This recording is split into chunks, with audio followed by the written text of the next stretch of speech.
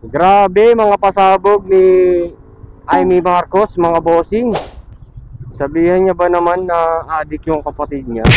Hindi lang adik eh, lulong. Ayan oh. Bata pa lamang kami ni Bongbong. Alam niya ng buong pamilya ang problema sa kanya. Noong tumatanda, ay mas naging nakakabahala. Batid ko na nagda-drug siya. Nung pinapakinggan ko yun, kinikalabutan ako eh. Ang daming naglalaro sa utak ko kung bakit niya sinasabi yun. Una na dyan, bakit niya sinasabi yung ganung bagay, di ba? Kaya niya bang patunayan yun sa korte?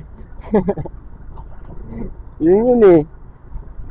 Pangalawa, baka may iba siyang motibo kung bakit niya sinasabi yun, na mas malalim pa ang dahilan. Sobrang shock. Na-shock ang buong natahimik sa revelasyon ni Madam eh. Pero syempre, 'di ba? To the rescue agad ang ating favorite person na attorney. Nax. Walang iba kundi si Attorney Claire. Ang sabi niya,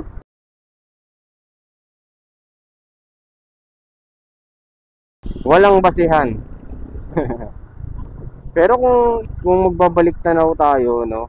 Oo, negative nga siya sa drug test. Pero ito ang malaking pero.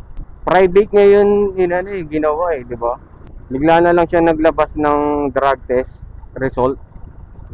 Samantalang yung ibang mga kalaban niya naglabas with media personnel.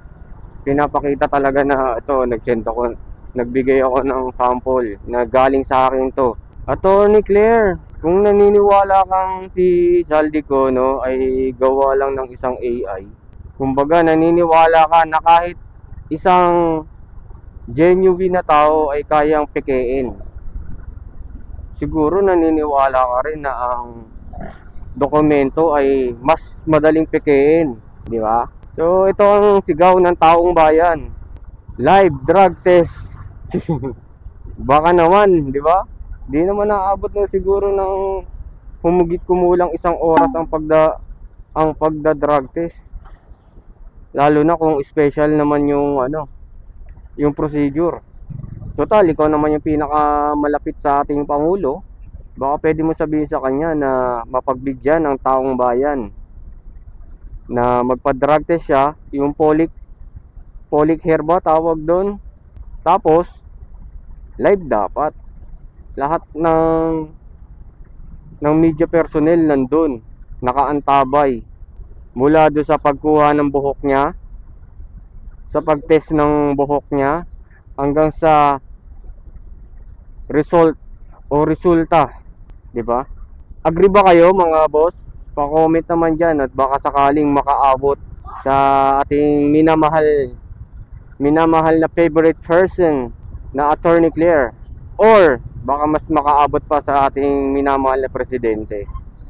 So yun lang, keep riding for the win. Peace!